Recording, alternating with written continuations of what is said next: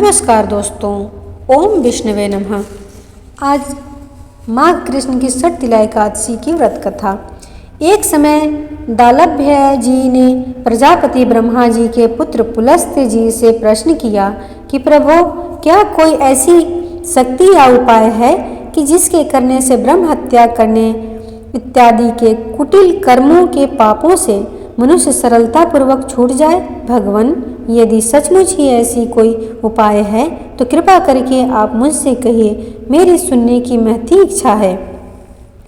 पुलस्त जी ने कहा, हे महाभाग, तुम धन्य हो जो संसार के उपकारार्थ इस प्रकार का प्रश्न किया है। अस्तु, मैं भी तुमको अत्यंत सुंदर देवताओं को भी दुर्लभ और जो अभी तक प्रकाश में नहीं आया वही पवित्र मनोवांछित फलों को देने वाला यत्न तुम्हारे सामने वर्णन करता हूँ। सावधान होकर सुनो।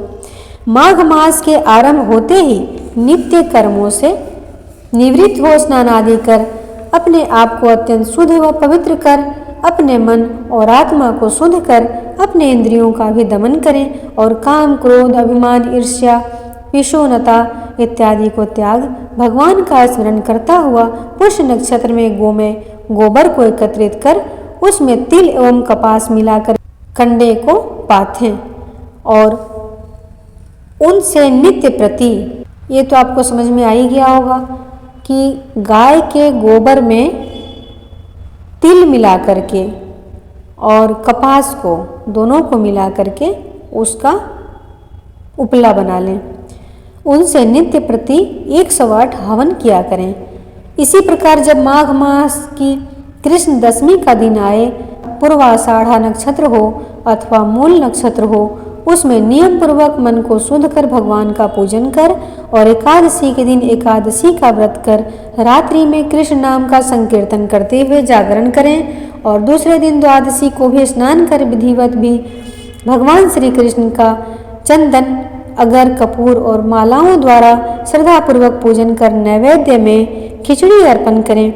आप भी खिचड़ी से ही व्रत का पारण करें तथा नाम की स्तुति करता हुआ तिल, गुड़, कुम्हड़ा, नारियल और सीताफल इत्यादि कृष्ण अर्पण कर ब्राह्मणों को देवें एवं उनकी स्तुति करें। हे कृष्ण, आप आर्तहरण, असहरण, शरण दीनों के प्रतिपालन करने वाले तथा अधर्मी का उद्धार करने वाले हैं। हे नाथ, हम संसार सागर में डूब रहे हैं। हे पुंडरीकाक्ष भगवान, भव भय हंजन हमारी रक्षा कीजिए।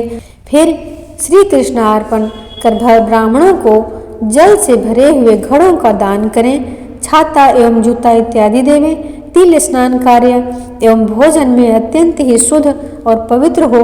तिल दान करने वाले को तिल के एक खेत में जितना तिल उत्पन्न होता है उतने वर्ष पर्यंत स्वर्ग में निवास करने को मिलता है।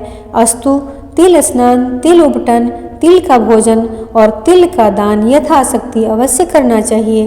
तब दालम्य ने कहा, भगवान, इस कृष्ण छठ तिला एकादशी के व्रत से कैसा फल मिलता है और कब किस किस को मिलता है, इसकी भी आख्यायिका का वर्णन करिए।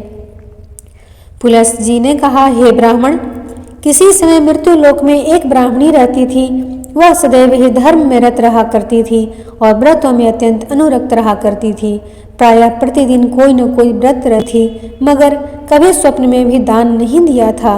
उसकी ऐसी दशा देख भगवान कृष्ण ने विचार किया कि इससे कुछ दान कराना चाहिए, क्योंकि बिना अन्न दान दिए इसका निस्तार नहीं होगा। यही सब विचार कर उन्होंने स्वयं भिक्षुक का रूप धारण कर उसके द्वार पर भिक्षा मांगी। ब्राह्मणी तो देना चाहती ही न थी, तथापि उपहास करने के मुद्रा से उसने भगवान की झोली में मृतिपंड डाल दिया। वे उसको ही लेकर चुपचाप चले गए। कुछ दिन बाद जब वह तापसी ब्राह्मणी अलौकिक लीला समाप्त कर परलोक सिधारी तो उसी मृतिपिंड के प्रभाव से उसे एक सूना भवन रहने को मिला। यह तमाशा देखकर वह चकराई और दौड़ती हुई भगवान कृष्ण के समीप गई और कहा, भगवान, यह क्या व्यापार है कि मैंने जन्म भर व्रत और तप कर आपकी आराधना की और आपकी सेवा में यथाशक्य कोई भी कसर नहीं होने दी, फिर यहाँ पर मेरा यह घर सर्व वस्तुओं से विहीन क्यों? भगवान श्री कृष्ण ने कहा, तुम अपने घर जाकर अपना किवाड़ बंद करके बैठो। जब तुम्हें देखने के लिए अप्सराएं और देवांगनाएं आएं तो तुम अपना किवाड़ मत खोलना। जब वे किवाड़ खोलने को कहें तब तुम उनसे कहना कि यदि आप लोग मुझे षट तिला एकादशी का विधान, पुण्य और फल सुनाएं तो मैं दरवाज़ा खोलूं। भगवान कृष्ण के ऐसे वाक्य सुन वह सुंदरी अपने मकान में आ उसके सब द्वार बंद कर चिंताकुल होकर बैठ गई। यथा समय देवांगनाएं आईं और उनसे किवाड़ खोलने के लिए कहा। तब उसने वही वाक्य उन लोगों से कहे जो भगवान कृष्ण ने कहे थे। उसके ऐसे वाक्य सुन एक स्त्री ने षट तिला एकादशी व्रत विधि और उसके दर्शन किए और उसके अनुपम तेज का अवलोकन किया। उस स्त्री ने भी देवांगनाओं के उपदेशानुसार षट तिला एकादशी का व्रत विधिवत धारण कर धन धान्य आदि से संयुक्त गृह को प्राप्त किया। इसीलिए इस षट तिला एकादशी व्रत के साथ ही तिल और वस्त्र का भी दान अवश्य करना चाहिए।